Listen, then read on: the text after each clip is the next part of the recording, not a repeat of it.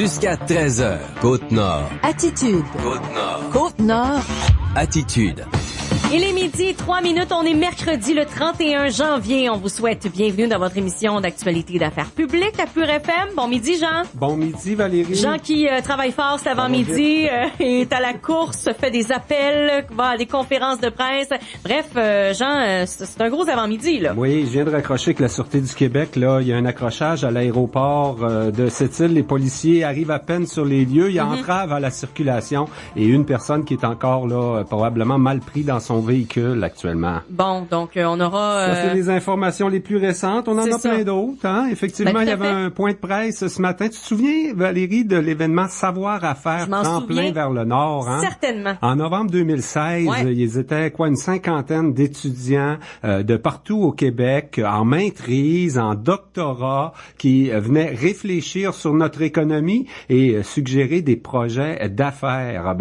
Maintenant, tous ces projets-là sont rendus publics aujourd'hui sur une page web, savoiraffaires.ca, et Yves Potier, qui est le coordonnateur du comité de suivi de cet événement qui a eu lieu à Sept-Îles, sera avec nous à 12h15. On aura aussi la réaction du maire Régent Porlier sur le sujet. Également, le Cégep de Sept-Îles annonçait hier qu'il offrait un nouveau programme pour former des opérateurs de locomotives. C'est très rare au Québec. Oui. D'habitude, c'est les compagnies qui forment eux-mêmes leur propre opérateurs, et chacun a son système, ses règles également de sécurité interne. Un très beau partenariat, oui, avec Rio Tinto IOC, en fait la filiale qu'on connaît bien ici à Sept-Îles, QNSEL. Donc, pour nous en parler, c'est Christophe Bonal, le directeur de la formation au Cégep de Sept-Îles, qui sera avec nous.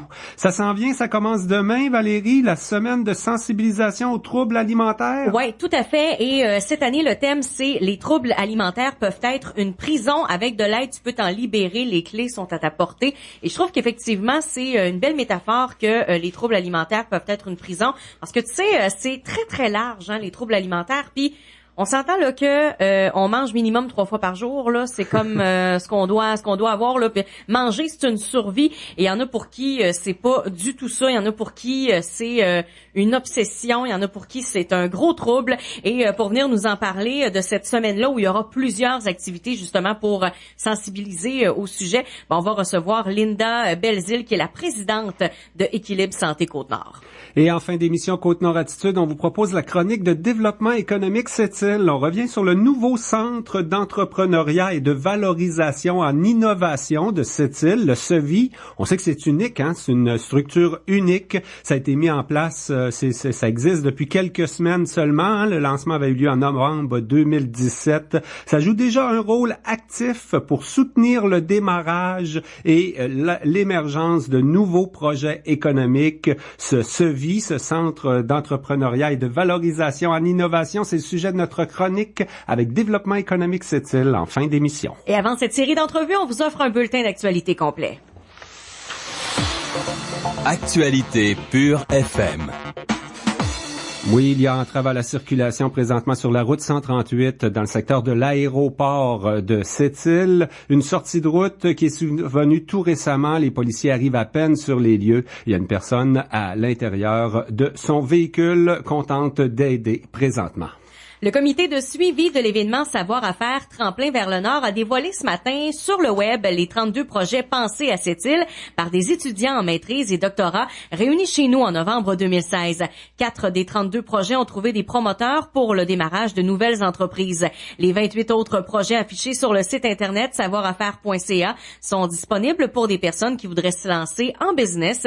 Et d'ailleurs, on en parlera en début là, en ouverture d'entrevue dès 12h15 avec Yves Potier.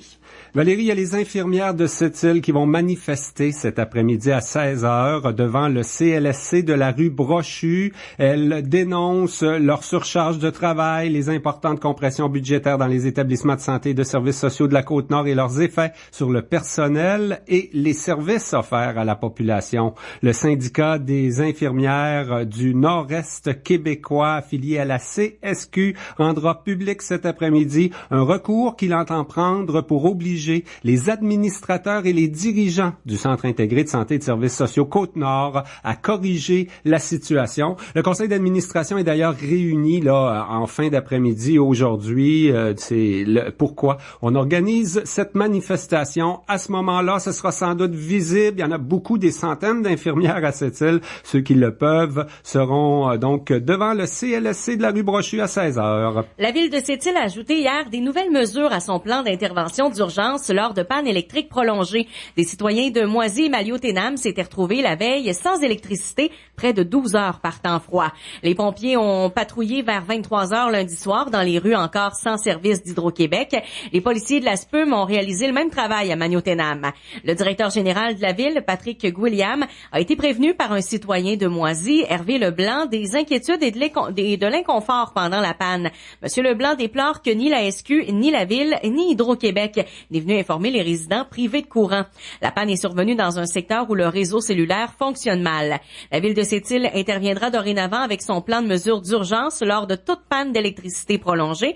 Elle offrira de l'hébergement et vérifiera, si l'utilisation de chauffage d'appoint se fait de façon sécuritaire. Le gouvernement du Québec prend en tutelle la municipalité de Baie-Trinité. Finalement, le ministre Martin Coiteux en a fait l'annonce hier par communiqué. Il constate une situation financière inquiétante. Le ministre a annoncé sa décision après avoir rendu public le rapport de la Commission municipale du Québec concernant la municipalité à mi-chemin entre Baie-Comeau et Sept-Îles. Cette commission prend en charge ce matin les affaires municipales à BT. Elle accompagnera le personnel de la municipalité de Baie-Trinité. Satisfait de la situation, le maire élu le 5 novembre, M. Tremblay, démissionne. Le ministre Coiteux déclare que Québec prend les moyens nécessaires pour rétablir le bon fonctionnement de la municipalité. L'Association libérale fédérale de la Côte-Nord se réjouit de voir sa proposition de partage des coûts du prolongement de la route 138 progresser au sein des instances du parti.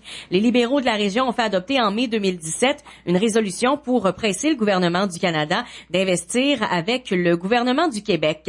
Les militants du parti de Justin Trudeau demandent que la 138 de Sept-Îles à Blanc-Sablon soit reconnue comme une route transcanadienne. Le gouvernement de Terre-Neuve-Labrador soutient la démarche. La résolution de l'Association libérale fédérale de la Côte-Nord a été retenue par la commission politique du parti. Elle sera débattue au Congrès national du PLC à Halifax en avril. À l'approche du sommet sur le transport aérien régional, la députée de Duplessis, Lorraine Richard, exige des résultats tangibles de la part du premier ministre Philippe Couillard. Elle rappelle qu'à l'heure actuelle, un vol Montréal-Pékin est plus abordable qu'un vol Montréal-Côte-Nord. Le prix élevé des billets d'avion est un frein au développement économique, affirme la députée péquiste. Elle exige des solutions concrètes au quasi-monopole d'Air Canada au sommet prévu à Lévis ce vendredi. Et un nouveau programme de formation pour l'opération de locomotive est offert au Cégep de Sept-Îles en collaboration avec la compagnie IOC QNSCL.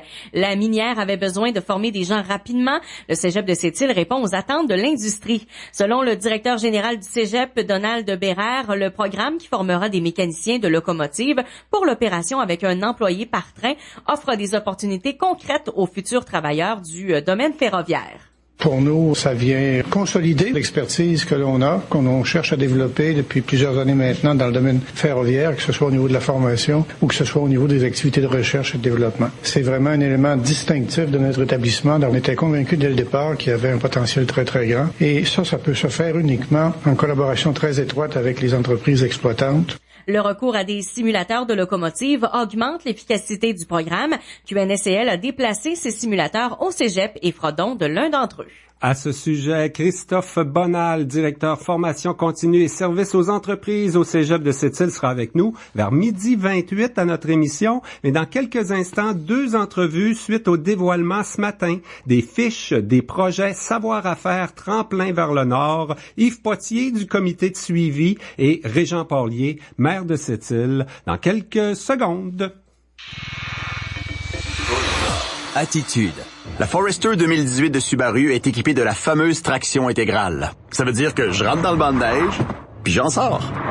Je rentre dans le banc de neige, puis j'en sors.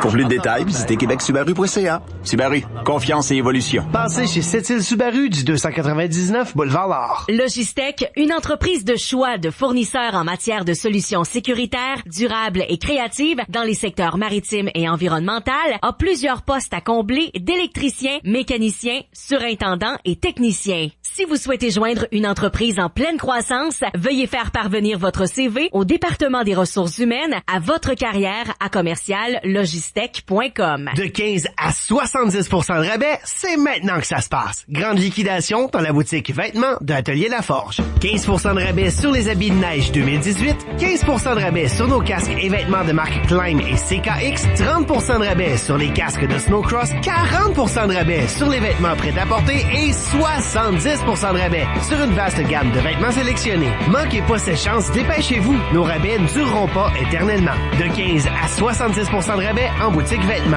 Atelier Laforge, votre partenaire de confiance en produits récréatifs. Atelier Laforge, 1167 Boulevard L'Or. Jusqu'à 13h. Côte-Nord. Côte-Nord. Attitude. De faire lever de l'argent pour des projets et clairement les organismes de développement économique et les organismes subventionnaires vont être là pour accompagner le promoteur. Mais c'est clair que quelqu'un qui arrive avec zéro en poche va avoir de la difficulté. Par contre, il y a des projets qui sont dans toutes les ordres de grandeur. Il y en a qui peuvent décoller avec quelques dizaines de milliers de dollars et il y en a d'autres qui sont des investissements significatifs là, qui peuvent aller jusqu'au million et plus. Toi, t'es confiant? Il y a des projets là-dedans là, qui vont devenir des entreprises à cette île, assurément. Il me semble que les délais sont longs quand même. Là. On fait quoi depuis 18 mois au comité de suivi avec ces projets-là? On a poussé les caps qui ont des promoteurs au moins. Oui, définitivement. Et d'ailleurs, je parlais avec 2 des promoteurs aujourd'hui, dont la démarche se poursuit, qui ont commencé à placer des jalons dans la réalisation de leur projet. Alors, ces projets-là sont présentement en développement et je crois qu'ils ont des bonnes chances de se réaliser. Les promoteurs sont intéressés et ils mettent temps et effort pour les faire avancer. C'est dans toutes sortes de domaines. Nos forces sur la Côte-Nord, à cette île, c'est encore les mines, les métaux. C'est ton domaine d'intervention. D'ailleurs, avec le créneau là, pour lequel tu travailles, les projets, il y en a dans ces domaines-là. Il y en a beaucoup en tourisme aussi, je pense. Hein? Il y en a beaucoup en tourisme, en bioalimentaire, en gestion des matières résiduelles, les rejets industriels qui viennent de 2 grandes industries qu'on a sur la Côte-Nord, c'est-à-dire l'industrie des pêches et de la transformation des produits de la pêche et l'industrie, la grande industrie qui génère toutes sortes de déchets de rejets industriels secondaires. Et oui, un des projets, en fait 2 des projets touchent des rejets de l'industrie minière. Alors, sont dans le volet gestion des matières résiduelles, mais touchent l'industrie minière. L'autre projet est dans le bioalimentaire. Il y a plein de ressources pour les promoteurs intéressés à s'embarquer là-dedans. Le créneau IPPMM là, que tu diriges, c'en est un. Tantôt, on va parler du SEVI. Là. Il y a de l'espace, puis des services disponibles au cégep de Sept-Îles pour de valorisation puis de démarrage d'entreprise. Est-ce que le timing est bon d'après toi? Actuellement, on entend souvent parler de pénurie de main-d'œuvre quand même en région, mais en même temps de relance économique. Effectivement, moi je sens un souffle de renouveau. C'est clair que le problème de main-d'œuvre en est un qui est réel et il n'est pas seulement en région. On sent que l'activité économique prend du mieux à bien des endroits et oui, on est en compétition pour la main-d'œuvre. Maintenant, on a des attraits importants. Il suffit de faire connaître notre belle région. Moi, je viens de l'extérieur, je suis pas un Sétilien et puis je suis très heureux d'être ici et je compte y rester pendant longtemps. Si on se compare à d'autres régions ou à d'autres savoirs à faire, là, est-ce que la démarche a été efficace dans d'autres régions? On en voit des entreprises aujourd'hui qui ont pignon sur rue, là, comme on va en voir, on espère, dans les prochaines années, là, issues du savoir-à-faire. Effectivement, il y a des entreprises qui ont vu le jour par le biais des savoirs-à-faire précédents et je crois que notre édition du savoir-à-faire connaît un bon succès avec 4 projets sous licence et je conçois qu'on va en faire lever au moins 1 ou 2 sur ces 4-là. Si on a le droit d'en nommer 1 ou 2, justement, ils sont tous publics, là, on les a sur le site Internet, on peut aller voir sur savoiraffaires.ca. Il suffit d'aller dans événements précédents, celui de cette île, pour les voir, ces projets-là. D'après toi, quels seront les premiers, les 2 ou 3 premiers qui vont émerger de tout ça? Je dirais que ça va probablement être les projets projets dans le bioalimentaire. On a 2 qui sont sous licence avec un seul promoteur et qui va probablement voir le jour là. Bio7, là, la ferme d'élevage qu'on peut voir sur le site, quoi. C'est le premier projet qui va voir le jour? Non, c'est pas un des projets sous licence Bio7. Les 4 qu'on a présentés sont des projets qui sont tous disponibles présentement. Bio7 est un beau projet. Ça prendrait quelqu'un qui serait intéressé à le faire lever. Tous les projets sont affichés. Si quelqu'un nous demande la licence pour un projet qui est déjà accordé, il va falloir qu'on décline. Mais effectivement, je ne peux pas ou je n'ai pas la permission par les promoteurs de dire quels projets sont présentement en cours. Mais je peux vous dire qu'ils nous ont donné leur permission de tous les afficher. Eh bien, on va voir sur le site Savoir à faire. Ça prend un saaffaire.ca et dans l'onglet événements précédents Côte-Nord. Merci Yves Potier. Merci beaucoup. Savoir à faire, les projets sont maintenant connus, sont disponibles sur le web. Le responsable du comité de suivi, Monsieur Yves Potier, bonjour. Bonjour. Monsieur Potier, tous ces projets-là, en fait, on les attendait, là, on voulait les connaître depuis un an. Pourquoi ça arrive à ce moment-ci sur la place publique? Ça pouvait pas arriver plus tôt? L'événement date de plus d'un an maintenant, là. L'événement date depuis plus d'un an. Il a eu lieu en novembre 2016. Il faut savoir qu'on avait une période d'embargo de 90 jours dans lequel seuls les participants au savoir à faire avaient accès au projet. Et quand le comité de suivi a été mis sur pied, il a décidé d'avoir une stratégie de diffusion régionale par étapes. Alors, au mois de juin, après les préparatifs de diffusion des fiches de projet, on a tenu une conférence de presse dans laquelle on a invité les gens de la région à venir rencontrer la coordination du comité de suivi pour avoir accès au projet, sachant que si on mettait les projets en ligne immédiatement, peut-être qu'ils pourraient être saisis par quelqu'un à l'extérieur de la région avant d'avoir eu la chance de diffuser plus profondément dans notre communauté. Alors, les projets étaient disponibles, puis on l'a annoncé au mois de juin dernier. On a eu une demande d'information, et puis on a continué à faire le suivi auprès des promoteurs locaux en travaillant sur des contacts directs. Et maintenant, on est rendu à la dernière étape où les projets sont disponibles en ligne à tout le monde. Mais ça veut aussi dire que quelqu'un de l'extérieur de la région qui verrait un des projets et dirait « Ah oui, c'est intéressant », pourrait saisir ce projet-là et la propriété intellectuelle qui y était attachée.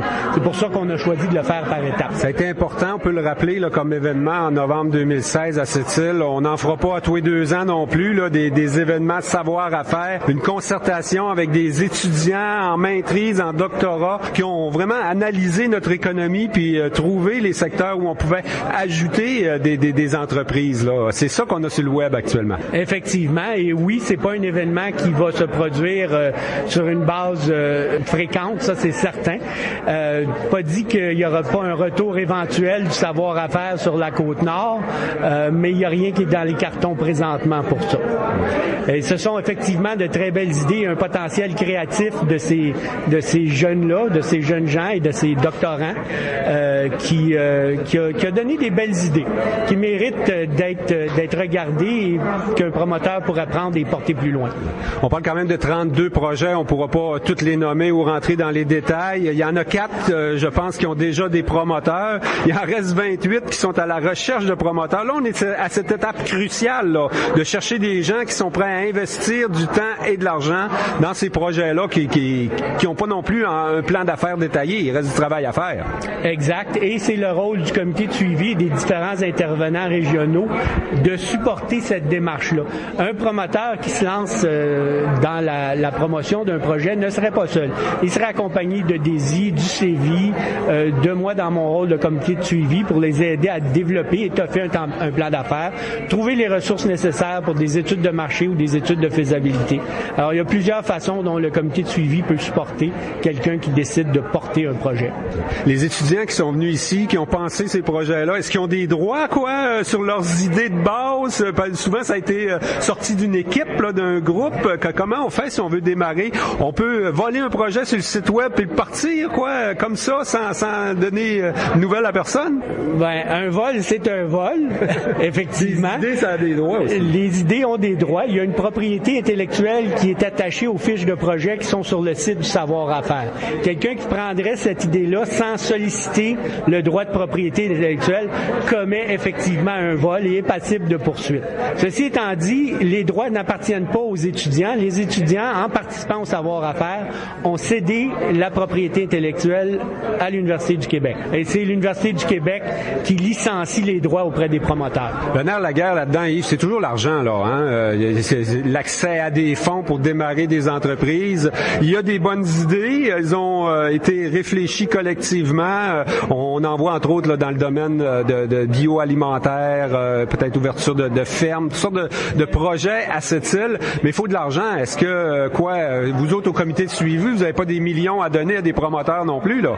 Non. Et clairement, un promoteur devra amener de l'argent à la table d'une façon ou d'une autre. Ça prend toujours une mise de fonds, même si on a des subventions. Exact. Ça prend toujours une mise de fonds, mais il y a différents moyens. Alors, on dévoile les projets de l'événement Savoir à faire. C'était quand même attendu, là. Est-ce que ça arrive un peu tard d'être dévoilé quand même plusieurs mois après l'événement? On dit qu'il n'est jamais trop tard pour quelque chose d'intéressant et de structurant. Je suis content de voir aujourd'hui qu'on ouvre plus large justement pour essayer d'intéresser d'autres gens. Ce qui est intéressant aussi, une question qui vient d'être posée, là, à savoir, il y a les 32 projets, mais au-delà de ça, il y avait beaucoup d'idées aussi qui n'ont pas été naturellement retenues, mais que Yves nous disait qu'ils seraient aussi disponibles, accessibles, là.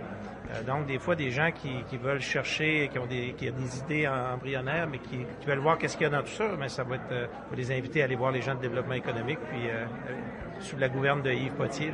Là, actuellement, on est à la recherche de promoteurs pour ces projets-là. Il y a quelques bonnes idées, mais ça prend des investissements. Ces promoteurs-là auront probablement besoin de soutien. Il y a quand même toute une organisation, puis divers organismes là pour soutenir ça à cette île. Est-ce que c'est pas un peu ce qui manque, finalement, de l'argent pour le démarrage, des promoteurs, des leaders pour démarrer ce genre de projet-là? Bien justement, ça va être notre travail de mon côté aussi, d'accompagner cette démarche-là, d'essayer de tendre la perche à différents investisseurs. Moi, je suis confiant parce qu'il y a des projets qui sont très intéressants et structurants dans ce qu'on a devant nous. Tu as raison.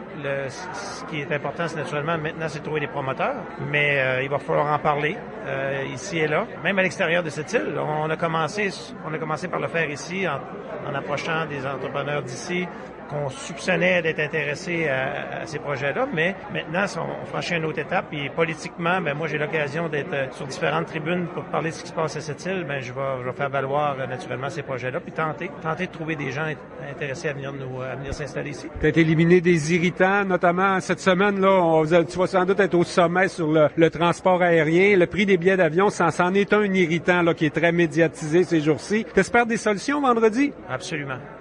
J'ai hâte de voir, moi, jusqu'où le gouvernement va aller dans cette histoire-là, parce que je peux pas croire que de leur côté, ils n'ont pas déjà quelques éléments des pistes de solutions. Ça fait quand même un bout qu'ils réfléchissent à tout ça. C'est de leur initiative, le sommet. Je serais déçu si de leur côté, il n'y avait pas déjà des choses, mais pour moi, puis pour l'Union des municipalités, c'est pas une fin en soi, le sommet. On va continuer naturellement après, parce que ça prend du durable. Et on va travailler fort pour que, peu importe les solutions qui vont être mises de l'avant, soient durables dans le temps. Pas qu'on retombe dans les mêmes pantoufles quelques mois après le sommet. On voit qu'il y a des efforts de fait présentement par les entreprises. On peut penser à Air Canada particulièrement, là, qui a ajusté un peu sa grille tarifaire, mais je pense qu'il y a encore du travail à faire de ce côté-là. Surtout pour le long terme. J'ai bon espoir.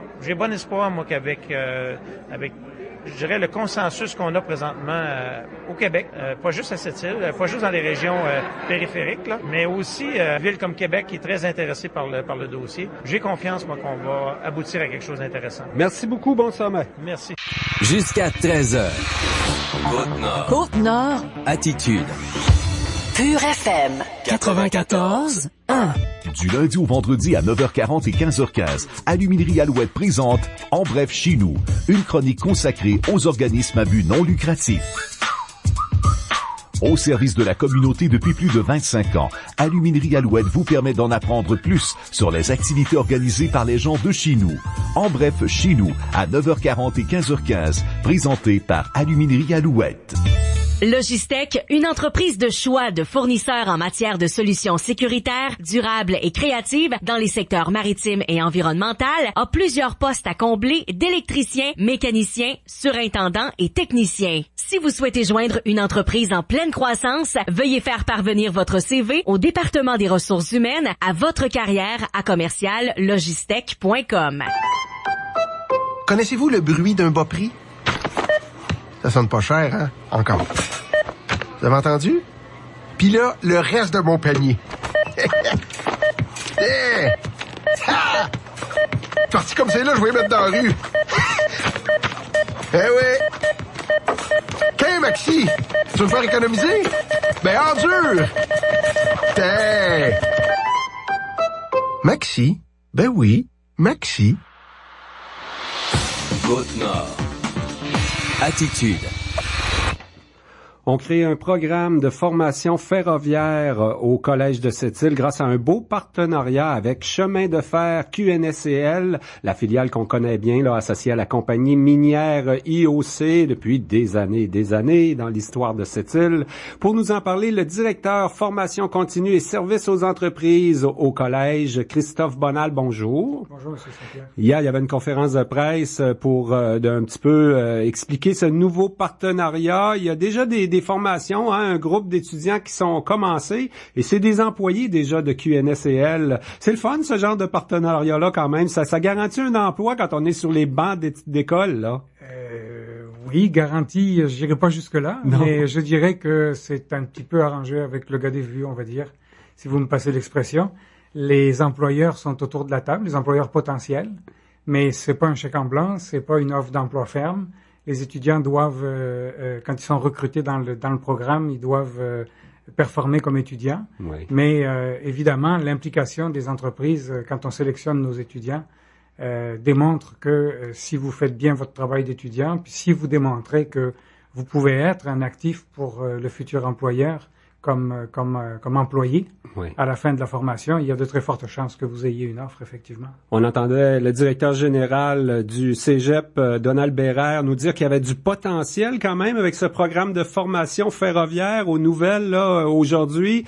Là, c'est quand même rare, hein? Il y en a pas tant que ça, des programmes dans un collège, dans une institution publique, parce que d'habitude, c'est les compagnies forment leur propre opérateur de train. Là, ils n'ont pas le même titre d'une compagnie à l'autre, d'ailleurs. Exactement. Tous les établissements de formation qui donnent des formations ferroviaires sont en fait en soutien des opérateurs parce que la loi canadienne est ainsi faite qu'elle remet la responsabilité de l'accréditation de la main-d'œuvre à l'employeur et donc, par le fait même, sa formation. Donc, il y a les grandes entreprises se sont dotées de centres de formation internes et vont finalement recruter des gens qui connaissent assez peu le ferroviaire et vont les former à l'interne. Nous, à cette île, à cause de la présence des plus longs chemins de fer privés au Canada, dans la région, on a pu développer quelques programmes pour des programmes qui sont diffusés soit en formation en service aux entreprises, soit en programme crédité, comme chef de train, par exemple, que l'on connaît bien dans la région, parce qu'on en est rendu à la 12e cohorte qui roule actuellement. On est donc là en soutien. Et le fait d'offrir à l'entreprise la capacité de choisir les étudiants avec nous, ça fait en sorte que les gens qui sont sélectionnés ont de très bonnes chances d'avoir un emploi éventuellement si, comme je le disais, ils font bien leur travail d'étudiant. Oui. Les entreprises sont là pour recruter des futurs employés. Quand même, autour du Cégep de Sept-Îles, là, il y en a pas tant que ça, des opérateurs de train. Il y en a 3, mettons. Moi, j'en vois 3, là. La Société ferroviaire et portuaire qui a remplacé Cliff. Il y a Rio Tinto, QNSCL. Là, vous avez une bonne entente avec eux autres. ArcelorMittal, du côté de Port-Cartier. Je pense qu'ils sont déjà un peu formés par le Cégep de Sept-Îles, ceux d'Arcelor, là. Absolument. Tout à fait. On a actuellement... C'est eux autres les chefs de train qu'on appelle. Tout à fait. Juste pour compléter ce que vous disiez, faudrait pas oublier nos amis de TFT. Oui, Chiwetin, qui est un peu avec QNSCL quand même. Tout à fait, exactement. Et donc, 4 compagnies, on a déjà des contacts, on a déjà un pied dans les 4. Tout à fait, absolument. Et en particulier chez les entreprises qui ont des équipages à 2 personnes dans la locomotive. Oui. Ce qui n'est pas le cas de nos amis d'IOC. Hier, les quelques jeunes qu'on a vus à la conférence de presse, là, se sont déjà dans un programme, sont en formation, sont sur le terrain d'ailleurs. Je pense qu'aujourd'hui, ils visitent justement, ils font un petit tour de train là chez QNSCL. Il y en a une autre cohorte qui va arriver assez vite, hein, parce que chez IOC, on le disait hier, là, on a rapidement des besoins d'opérateurs de train. Tout à fait. Alors, le nouveau programme, donc, qui vise à former des conducteurs de locomotives, des mécaniciens de locomotives, comme on dit dans le métier, commence à partir. Là, on part avec 5 étudiants qui ont déjà été sélectionnés par l'entreprise, et ces gens-là nous servent c'est un peu une cohorte test en fait pour ce nouveau programme de conducteurs de locomotives, de mécaniciens de locomotives. Bon. Par la suite, nous allons effectivement démarrer une autre cohorte. On en a une qui se termine actuellement avec des étudiants qui ont été sélectionnés par ArcelorMittal. Ces gens-là seront sur le marché du travail Pour Arcelor, je pense qu'il termine vers la mi-avril à peu près, ou fin avril au plus tard. Et ensuite, nous allons possiblement dans ce temps-là, au mois d'avril, avoir une autre cohorte qui sera destinée à effectivement nos amis d'IOC et possiblement les autres entreprises qui pourraient avoir des besoins. Je pense à la Société ferroviaire et portuaire de Pointe-Noire, entre autres, qui pourrait éventuellement s'abreuver là en termes de main-d'œuvre ferroviaire. On voit qu'on les forme rapidement. Là, pour moi, on ne leur donne pas des cours de philo, de français puis d'éducation physique. Là, c'est ce que vous appelez la formation continue, c'est ton domaine, Dominique. Il y a pas juste une rentrée scolaire au mois d'août là au cégep. Il y a de la formation qui peut commencer en tout temps. Alors c'est la particularité de la formation continue et notamment des attestations d'études collégiales. Il n'y a pas de philo, pas d'éducation non, physique. Il faut qu'il y ait un emploi. La définition d'une AEC, c'est que vous devez vous trouver un travail le lendemain matin, après avoir obtenu votre diplôme. Donc, on est vraiment branché sur le besoin de main-d'œuvre et c'est un peu la manière pour les cégeps de répondre aux besoins de main-d'œuvre de niveau collégial rapide. Ouais. À côté de ça, nos amis du régulier, qu'on connaît bien, vont prendre les finissants de la commission scolaire et en faire à la fois des citoyens et des travailleurs. Ouais. N'est-ce pas, ou des futurs étudiants universitaires, mais on parle pas du même métier. Nous, on prend des adultes qui sont soit en reconversion de carrière, soit qui veulent aller dans un secteur en particulier assez rapidement, et on les forme de façon technique au niveau collégial sur un métier précis. C'est le cas des chefs de train, ça va être le cas des conducteurs de locomotives, des mécaniciens de locomotives. Ben, je trouve que c'est une belle réflexion, là. Je pense à tous les jeunes qui sont allés vous visiter il y a pas si longtemps que ça. Il y avait une porte ouverte au cégep. Ils ont dû aller te déranger dans ton bureau, certains, là. C'est les secondaires 4 et 5 de nos écoles secondaires. Parce qu'il y a toujours la date du 1er mars, hein. C'est important, le 1er mars, quand on est en secondaire 3, 4, 5, là. On a des choix à faire, des demandes d'inscription à faire. Ça existe encore, ça, au cégep de Sept-Îles, hein. Les secondaires 3, 4, 5, là, devraient penser, entre autres, à opérateurs ferroviaires, mais il y a plein d'autres options aussi. Effectivement, on les encourage à faire éventuellement d'autres études pour être engagés par les minières, notamment dans le ferroviaire. Souvent, il va y avoir des tests psychométriques, il va y avoir des tests de résistance au stress qui sont peut-être pas tout à fait, je dirais, accessibles à des jeunes personnes, on va dire. Donc, des jeunes finissants du DES, on va les encourager, si vous le voulez bien, à aller au régulier, à entamer des études collégiales, et éventuellement, après, s'ils veulent s'en aller vers le ferroviaire, ils pourraient effectivement venir chez nous et suivre ces formations-là qui sont très spécialisées. Le plan de match, il y a toutes sortes de chemins pour arriver au marché du travail. Puis le cégep de Sept-Îles en propose plusieurs. Une des forces, je trouve, en tout cas, c'est une impression extérieure, mais j'ai l'impression qu'on est de plus en plus bon là dans l'arrimage avec les entreprises qui ont des besoins en main-d'œuvre. On en entend beaucoup, là. On est quasi en pénurie de main-d'œuvre actuellement. Il y a beaucoup de besoins. Je pense, entre autres, il y a une nouvelle prison toute neuve à Sept-Îles. Puis en plus, on a un peine fédéral à Port-Cartier qui a toujours beaucoup de besoins. C'est des centaines d'employés dans les prisons de Sept-Îles. On a un programme pour ceux qui voudraient éventuellement, comment est-ce qu'on appelle ça maintenant, Dominique, des gardiens de prison, des screws, ça existe plus, ça? Non. On fait pas des screws quand même? Ce sont des techniciens en intervention au milieu carcéral. OK. Effectivement, ça va être la 3e cohorte là, qui va décoller bientôt. Ça veut dire ça, c'est en formation continue aussi? C'est en formation continue également. Avant le 1er mars, quoi? Il faut que les gens appliquent rapidement. OK. L'employeur, donc la sécurité publique du Québec, est autour de la table pour sélectionner les étudiants avec nous. Les formateurs sont des gens qui travaillent à la sécurité publique. Donc, les gens vont l'avoir là de leurs futurs collègues éventuels. Ouais. Puis quand tu me dis on part une cohorte comme ça, c'est parce qu'on sait qu'il y a un besoin puis que ces jeunes-là, ils vont se placer à 99%. Là. De façon générale, Jean, dans la région, l'enveloppe ministérielle du cégep de Sept-Îles est relativement restreinte en formation continue. C'est une enveloppe fixe. Les besoins sont énormes, donc nous sommes obligés de choisir. Évidemment, nous allons décoller des programmes pour lesquels il y a de la demande. Donc, il faut que les employeurs soient autour de la table. C'est le cas en éducation spécialisée, c'est le cas en ferroviaire, c'est le cas en intervention en milieu carcéral. L'employeur est là, nous signifie son besoin de main-d'œuvre et nous allons donc déployer la formation pour répondre à ce besoin de main-d'œuvre.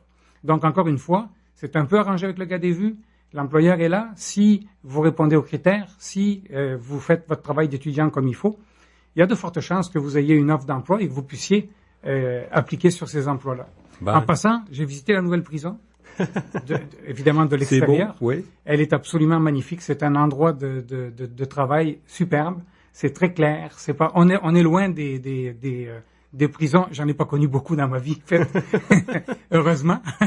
Mais disons que on est loin. Y séjourner quand même. On est loin du cliché. J'ai jamais séjourné, heureusement. Et donc, on est vraiment loin du cliché de la prison. C'est vraiment un milieu de travail excellent. Le besoin est là. Et là encore, il y a de l'emploi pour des gens qui veulent aller...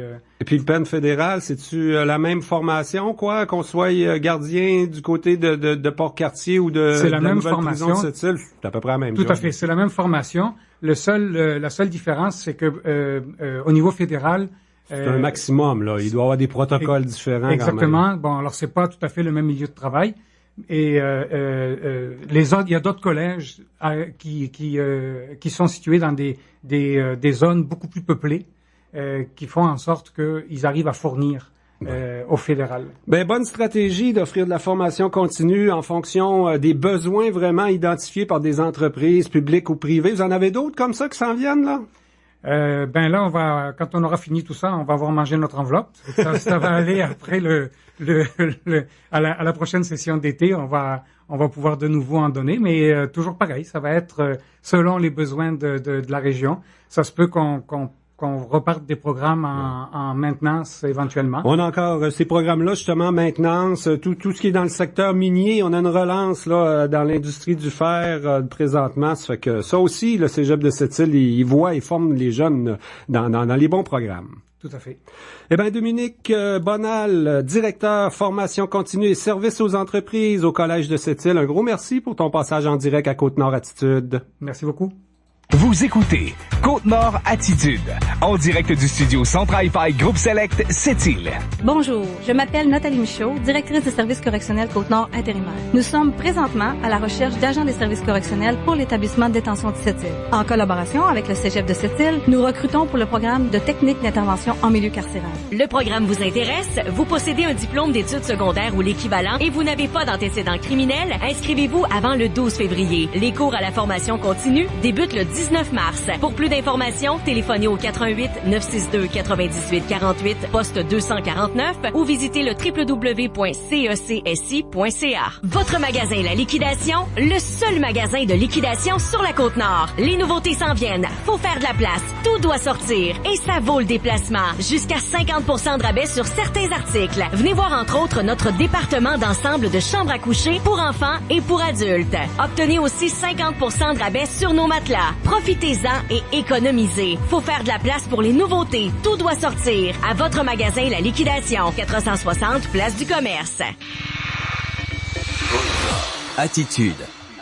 Ces gens, aujourd'hui, c'est cette grande journée Belle course pour la cause. Et nous, on va faire notre part dans cette journée-là, notre bien humble part, en parlant justement de troubles qui vont se traduire par des troubles alimentaires. Parce que à partir de demain, ce sera la semaine nationale de sensibilisation aux troubles alimentaires. Et pour nous en parler, on reçoit Linda Belzile, qui est la présidente de Équilibre Santé Côte-Nord. Bon midi, Madame Belzile. Bon midi à vous aussi. Je pense qu'on se trompe pas en disant que ça fait partie de cette grande de ces grands troubles, problèmes de santé mentale, tout ça, les troubles alimentaires, ça entre là-dedans. Hein? Oui, effectivement, c'est reconnu comme étant un trouble de santé mentale. Et puis, ça fait quelques années de ça. Puis, effectivement, c'est une problématique dont on parle pas beaucoup, malgré le fait que ça fait partie des problèmes de santé mentale. C'est encore très tabou. Oui, hein, c'est encore extrêmement tabou. Moi, je me rappelle là, des films sur l'anorexie ou peu importe. Là, il y en est sorti un sur Netflix l'an dernier. Ça avait fait scandale, mais je me dis, mais en même temps, c'est une réalité qui existe. Il faut voir ça. Pourquoi c'est encore tabou des troubles alimentaires? Ben, c'est tout simplement parce que c'est quelque chose peut-être qu'on vit vraiment dans l'intimité. Les personnes qui sont aux prises avec ça se passe souvent dans la maison, ils sont seuls, c'est quelque chose c'est pas quelque chose qui va paraître au grand public. Si, mettons, on fait un parallèle avec l'alcoolisme, on va voir les gens consommer de l'alcool ou des choses comme ça. On voit même des gens consommer des drogues. Mais les personnes qui sont aux prises avec un trouble alimentaire, ça se passe souvent, là, dans les quatre murs de la maison. Ouais. Et quand on pense à trouble alimentaire, on pense souvent, anorexie, boulimie, ça nous vient beaucoup en tête, mais c'est beaucoup plus large que ça. Effectivement, c'est beaucoup plus large que ça. Un trouble alimentaire, on pourrait dire un trouble du comportement alimentaire, si on veut. Là, il y a des gens qui font pas nécessairement de boulimie ni d'anorexie comme telle. Il y en a qui vont faire de l'hyperphagie. Il y en a qui vont faire de l'orthorexie. Il y a certains troubles alimentaires qui sont plus en lien avec les hommes, ceux qui vont s'entraîner beaucoup, des choses comme ça. On va les retrouver. Mais on a aussi le fameux yo-yo du régime, les fameuses inquiétudes. Toute notre relation avec la nourriture peut devenir un comportement alimentaire qui sera pas adéquat puis qui sera pas sain pour nous. En même temps, ça fait drôle de dire que ça se passe dans les quatre murs de la maison parce que à la base, c'est comme l'image qu'on projette pour les autres finalement qui peut être la source ou la cause, hein. Effectivement. C'est ça qui est un peu un paradoxe dans le trouble alimentaire, c'est que souvent ça va être on le vit intérieurement, mais c'est en lien avec l'image, la perception des autres qui nous préoccupe. Oui, effectivement. Ça vient tout avec ça vient avec des complexes et c'est complexe les troubles alimentaires là, quand on vous entend parler. On a parlé de quelques troubles, on a dit hyperphagie, orthorexie. C'est quoi ces troubles-là peut-être pour des gens là qui sauraient pas OK. Exemple, l'orthorexie, ça va être c'est un trouble alimentaire qui souvent va se développer très sournoisement dans le sens que la personne va décider de bien manger. Bon, elle va faire attention à son alimentation, va diversifier, mais à un moment donné, ça devient tellement préoccupant que ça devient un enfer parce que tout ce qu'elle va manger, tout ce qu'elle va s'autoriser à manger doit être, mettons, je vais vous donner un exemple. Vegan, on entend parler des végés extrêmes. Oui, il y a des végés qui sont extrêmes, mais c'est peut-être pas nécessaire. Si ça vient pas nuire à leur quotidien, on peut pas dire que c'est un trouble alimentaire, mais c'est à partir du moment où c'est tellement envahissant que ça laisse plus de place à autre chose. Là, on va parler vraiment d'un trouble de comportement alimentaire ou d'une façon, d'une relation avec la nourriture qui devient plus saine, même si on mange des aliments très sains. Oui. C'est quand on ne fait que penser à ça, là, quand ça devient une obsession, finalement. Quand ça peut aller jusqu'à prendre 6 heures pour faire ton épicerie parce que tu lis chacune des étiquettes et que tu dis ça, je peux pas prendre ça, ça devient hallucinant le temps qu'on consacre à ça. Là. Oui, les parents, qu'est-ce qu'on fait? Est-ce que ça se détecte à l'enfance? Ça commence à l'adolescence, quoi? Je pense à l'anorexie. On voit souvent des jeunes filles, ados, là. Moi, je suis la série Fugueuse, là. Je trouve que c'est des bons sujets. Elle a l'air d'avoir un peu ce problème-là, la comédienne principale. Effectivement, c'est souvent la transition qu'on va voir, c'est souvent le jeune garçon ou la jeune fille qui sort de l'enfance et qui va basculer dans l'adolescence, si tu veux. Puis là, justement, l'impact de l'image corporelle, il y a ce facteur-là, mais il y a d'autres facteurs aussi qui sont beaucoup plus en profondeur, si je peux dire, qui va faire en sorte que la personne va devenir, va utiliser la nourriture pour avoir un sentiment de contrôle. Par rapport à l'anorexie, par rapport à la boulimie aussi, on est en perte de contrôle, mais on a un sentiment de contrôle parce que c'est nous qui décidons qu'est-ce qu'on prend, qu'est-ce qu'on prend pas. Et puis oui, il y a tout le contexte de l'image, l'image corporelle qui est là aussi. Mais les parents, on peut faire quoi là quand on voit que notre jeune a peut-être un problème? Vous avez des services pour ça chez Équilibre Santé? Oui, c'est sûr pour les parents? Oui, pour les parents. Mm-hmm. Souvent, chez les anorexiques, entre autres, rarement c'est eux qui vont demander de l'aide. Parce que l'anorexique est en contrôle, ça va bien, il n'y a pas de problème. Donc, c'est souvent le parent qui va commencer à s'inquiéter parce qu'il remarque une grande perte de poids, les habitudes de son enfant vont changer, il s'isole, il va jouer avec la nourriture, il mange rarement avec eux, il a toujours trouvé une excuse. Ah ben j'ai déjà mangé, j'ai pas faim, ou ci ou ça. Il va toujours trouver une excuse pour ne pas prendre la nourriture avec d'autres personnes aussi. Puis il va devenir aussi l'enfant, ce qu'on va remarquer aussi, il va développer des obsessions, pas juste dans la nourriture, mais au niveau de la perfection. Il faut qu'il performe dans tout, que ce soit au niveau ça peut être même des sports. On voit beaucoup chez les jeunes qui se mettent à performer dans les sports de façon extravagante. Puis c'est justement pour essayer d'atteindre ce que eux se fixent comme étant un objectif qui va faire en sorte qu'ils vont se sentir bien dans leur peau. Là. La boulimie, c'est un peu l'inverse, par contre. Hein? On doit travailler différemment. Là, c'est le surplus de poids, donc pas nécessairement. Peut-être développer des complexes aussi, ou non? Pas nécessairement. Chez les boulimiques, on peut retrouver des personnes, souvent aussi, ce qu'on note, c'est que, mettons, une jeune qui est en phase anorexique, qui va faire un bon goût, qui va être dans une phase anorexique assez prononcée, les parents sont très inquiets, on consulte et puis tout ça. Et puis là, on finit en tout cas avec du sport, de l'aide et tout ça. La jeune va recommencer tranquillement à s'alimenter de façon plus consciente, puis de façon un peu plus pour son corps. Puis la jeune, les parents sont contents. Là. Ah, ma fille a commencé à manger, puis tout ça, ça va bien. Mais la jeune a encore cette espèce. Souvent, ça va arriver qu'ils vont basculer dans la boulimie. Ils vont manger. Là, ils vont utiliser des comportements compensatoires. Ça peut être les vomissements, ça peut être les laxatifs, ça peut être le sport à l'extrême. Ils vont venir compenser. C'est dur pour le corps, ça. Ben, effectivement, on parle beaucoup de jeunes filles, on parle beaucoup de femmes, mais les hommes ne sont pas à l'abri non plus. Puis je pense que de plus en plus, justement, avec la société dans laquelle on vit, qui est donc exigeante là sur le côté corporel, c'est pas évident pour les femmes, mais c'est pas évident pour les hommes non plus. Non plus. Puis de plus en plus, chez les hommes, on le remarque, les troubles alimentaires, ça va être encore, là encore, ça se présente d'une façon sournoise. Puis là, je cherche le mot parce que je m'étais dit, je vais le marquer sur un papier pour pas l'oublier. Ça a un nom précis, mais là, je l'ai pas à la mémoire. Mais je vais vous expliquer un petit peu comment ça se passe. Souvent, ils vont s'entraîner. On va voir les jeunes hommes. Je vous dis pas que tout le monde qui s'entraîne, c'est le cas. Mais ça peut arriver quand il y a un besoin d'avoir une certaine apparence physique. Ils vont s'entraîner de façon très excessive. Ils vont même mettre, des fois, ça peut aller jusqu'à mettre leur vie en danger parce qu'ils vont prendre beaucoup de protéines, des protéines, des shakes, des choses comme ça. Ils vont s'entraîner de façon très, très, très, très intensive.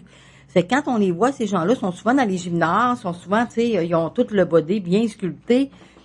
Mais j'en connais des hommes puis des jeunes hommes qui ont été aux prises puis qui sont encore un petit peu là-dedans. C'est l'enfer parce que là, autant on pense que les filles mesurent tout, ben les gars, c'est la même chose. C'est très, très, très, très, très intensif. Pas besoin d'aller à Montréal pour voir ce que madame vient d'écrire. C'est chez nous, ça. À partir de demain, donc, c'est le début de cette semaine nationale pour la sensibilisation aux troubles alimentaires.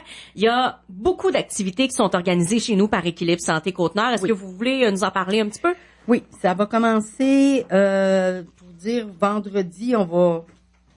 J'ai mis mon horaire que je mets ici. C'est drôle, les semaines commencent le jeudi, parce que c'est le 1er février. C'est pas une semaine du dimanche au samedi, c'est une semaine qui commence le jeudi. Ça commence le jeudi, donc ça commence demain. C'est sûr, à partir de demain, à la bibliothèque Louis-Ange Chanteur, il va y avoir des livres, il va y avoir une table où il va y avoir plein de documentation, des vidéos qui sont en lien avec ça, autant pour les adultes que pour les jeunes aussi. Fait que les gens vont pouvoir aller voir, poser des questions, ils vont avoir des cartes d'affaires. Ensuite de ça, là, on tourne jeudi. Vendredi, on a une activité. On a une activité aussi. C'est pas encore déterminé. Samedi, on a notre porte ouverte. Chez Équilibre Santé Côte-Nord. Ça commence à 1h, ça se termine à 5h. Là, vous êtes revenu à la maison Alouette, là, au Morcy, sur la rue de Quin. Vous êtes plus avec le centre d'action bénévole sur Perrault, là. Pas du tout. On est revenu dans nos anciens locaux. Au Moxie. Voilà.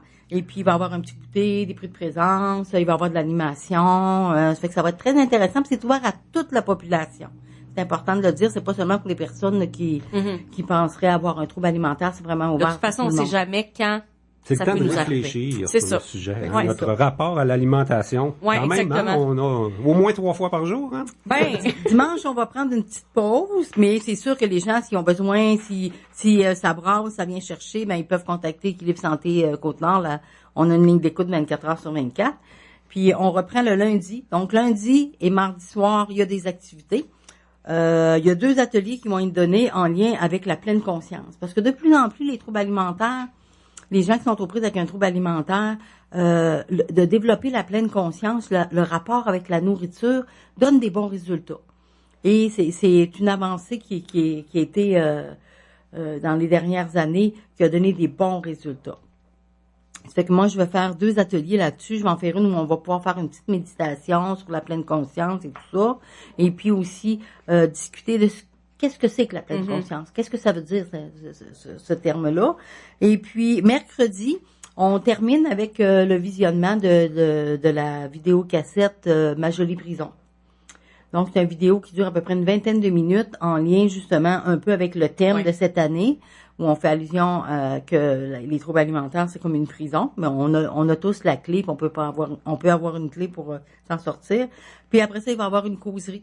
Et on va terminer la semaine de sensibilisation avec la projection de cette vidéo-là. Ben, semaine hyper importante et un organisme qui est important également. On vous rappelle, là, si jamais vous avez des questionnements, vous avez besoin de ressources, Équilibre Santé Côte-Nord, c'est disponible. Linda Belzile, qui est la présidente justement de l'organisme. Merci beaucoup pour votre disponibilité ce midi. Pour les gars, c'est de la bigorexie. Ah, bigorexie, voilà. Merci. Côte-Nord. Attitude. Pure FM. 94.1. Pure FM. Pure FM. 94.1. Une station, Attraction Radio. La chronique économique vous est présentée par Développement économique Sept-Îles. Pour notre chronique économique aujourd'hui, on va revenir sur les fondements du Centre d'entrepreneuriat et de valorisation en innovation de Sept-Îles, le CEVI qui a vu le jour en 2017. Pour nous en parler, Issam Ibrahim est avec nous. Bonjour. Bonjour. Le CEVI, on l'associe beaucoup au Cégep de Sept-Îles, là, mais Développement économique Sept-Îles est derrière aussi, là. C'est un beau partenariat finalement. Exactement. Le CEVI, en fait, il n'est pas associé au Cégep de Sept-Îles. Il n'est pas en fait un organisme qui appartient au Cégep de Sept-Îles. Le Cégep de Sept-Îles, comme Développement économique Sept-Îles, sont deux partenaires majeurs qui ont contribué dans la naissance du Centre d'entrepreneuriat et de valorisation des innovations. Donc, le CEVI, actuellement, c'est un organisme à but non lucratif qui a ses règles de régie interne, son conseil d'administration. Donc, mais il travaille de façon étroite avec le Cégep de Sept-Îles et avec Développement économique Sept-Îles. Ses bureaux, bien sûr, et ses bureaux et ses espaces de travail collaboratif et d'incubation sont au Cégep de Sept-Îles. On le disait d'ailleurs quand on l'a lancé, je pense que c'est l'automne 2017, c'est quand même très jeune là, le CEVI à Sept-Îles. Un des avantages, c'est qu'on a de l'espace pour les entreprises là. Des fois pour réaliser des projets ou pour le démarrage, on n'a pas toujours un local ou tout l'espace voulu là. Exactement. En fait, le lancement a eu lieu le 30 novembre 2017. C'est tout frais, c'est tout jeune. La raison, c'est pas seulement qu'on a beaucoup d'espace pour loger ou héberger de nouvelles entreprises ou des travailleurs, par exemple, qui veulent démarrer des nouvelles entreprises ou qui pensent à démarrer des nouvelles entreprises ou des entreprises qui ont besoin d'accompagnement. Mais c'est tout simplement parce qu'on a aussi une expertise aussi. Ça veut dire on a des experts en technologique ou en valorisation des innovations ou en recherche aussi, en développement de produits et de nouvelles technologies. On a des experts aussi en communication, en marketing, en développement des affaires, en entrepreneuriat. Donc, parce qu'on a ce bassin-là qui composé des espaces, mais composé aussi de la ressource la plus importante qui sont les ressources humaines expertes dans les domaines. Donc, c'est pour cette raison on a choisi les campus de Cégep pour s'installer. C'est très embryonnaire. En novembre 2017, depuis 3 mois, on fait quoi là? Il y en a quand même déjà des entreprises qui font appel à vos services? Oui. Même si ça fait 3 mois, si on peut dire 2 mois effectifs, si on compte pas le mois de décembre. Un petit congé pour les fêtes comme tout le monde, oui. Pour les fêtes comme tout le monde. Oui, on est actif, soi-disant dans le média, partout. En fait, on a mis tout un plan qui vise à gagner de la visibilité, à gagner de la crédibilité, mais aussi à répondre à très court terme aux besoins des entreprises qui nous sollicitent. Actuellement, on a au moins 3-4 entreprises qui s'intéressent en fait de s'installer et qui nous sont sollicités pour pouvoir les accompagner sur plusieurs niveaux. On était aussi la semaine dernière à l'expo Entrepreneur c'est un grand événement. La première fois c'était la première édition qui a eu lieu à Montréal. Donc c'est pour marquer notre présence et pour prendre contact avec d'autres incubateurs, avec d'autres centres d'entrepreneuriat et les échos et les feedbacks qu'on a reçus de cette participation de notre personne, de notre collègue qui a participé, qui est allé là-bas. C'est des feedbacks très positifs qui les gens soulignaient en fait que la formule du CEVI est unique dans son genre. Donc, ces constats venaient confirmer ce qu'on avait dit lors du lancement, qu'on a décidé de mettre un centre d'entrepreneuriat extraordinaire, qui est différent, qui se distingue par ses services, par ses filières, par sa façon de fonctionner et d'opérer et répondre aux besoins des entreprises et du milieu aussi. Ça va peut-être être surveillé par d'autres régions, puisque c'est une structure unique. On innove dans la structure pour l'innovation, finalement. Qu'est-ce qu'elle a de particulière, là? Il n'y a pas d'autres modèles comme ça. Qu'est-ce qui fait qu'on a une structure unique comme ça à cette île?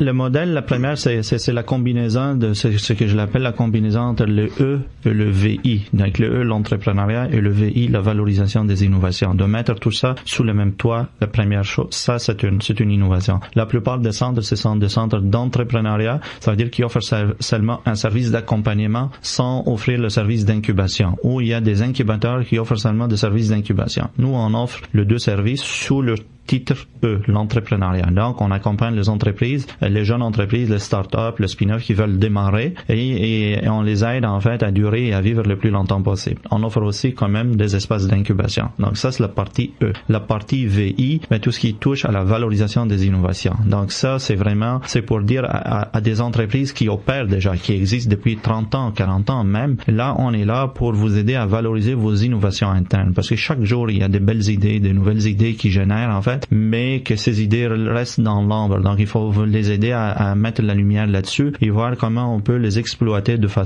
et exploiter son potentiel, que ce soit un potentiel commercial ou dans la création de nouvelles petites entreprises, une entreprise à filiale ou générer, par exemple, des licences ou d'autres. Donc, mettre une stratégie, par exemple, de valorisation des innovations internes. Mais c'est une nouvelle chose aussi qu'on a ajoutée, c'est le système de veille, le service de veille technologique, stratégique et concurrentiel que d'ici un an max, une fois que tout le système est mis en place et fonctionnel, il va vraiment démontrer sa valeur ajoutée, pas seulement pour les entreprises de la région, mais pour les entreprises à l'extérieur de la région. L'autre volet qui est aussi encore plus intéressant, que souvent les centres d'entrepreneuriat et les incubateurs mettent beaucoup d'accent sur les milieux industriels. Donc nous, on couvre ce côté-là, mais nous, on met aussi l'accent où on s'intéresse à la population étudiante aussi et au corps professoral, parce que n'oubliez pas, nos bureaux se trouvent sur le campus de Cégep, on veut pas négliger aussi cette population, ce bassin, les étudiants et les professeurs qui génèrent des belles idées qui sont en fait la relève du Québec et de la région.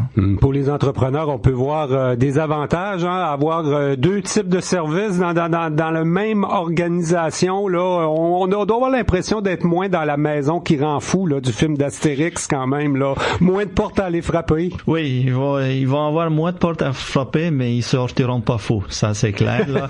Ils vont sortir, à mon avis, très satisfaits de service. Aussi, tout ça, en fait, si on va terminer avec la série de nos services, c'est l'accès aux équipements. L'accès aux équipements de la fine pointe des technologies, des infrastructures de recherche et développement et d'accompagnement des entreprises, comme on l'a dit, comme on le répète toujours dans tous nos discours, les nouvelles entreprises n'ont pas nécessairement le budget qui leur permette, par exemple, d'investir trop dans un banc d'essai qui est pour valider leur idée ou leur prototype ou leur procédé ou leur technologie. Nous, avec ce qu'on dispose comme équipement et infrastructure de la dernière technologie, on est capable aussi de les accompagner à un faible coût. Eh bien, en terminant, on peut penser là que c'est très riche pour un milieu comme cette île.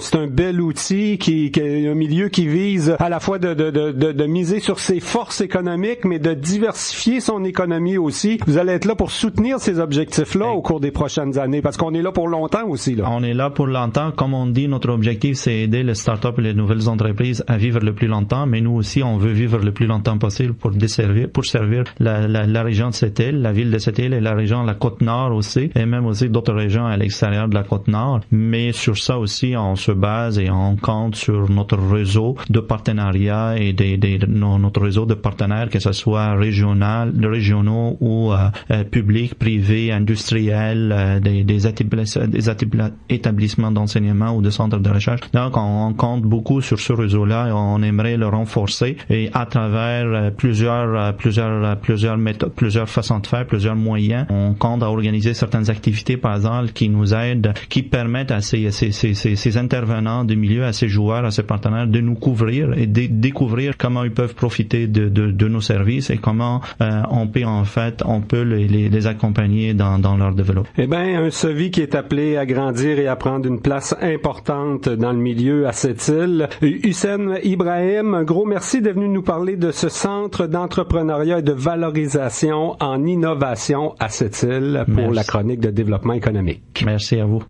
La chronique économique était une présentation de Développement économique Sept-Îles.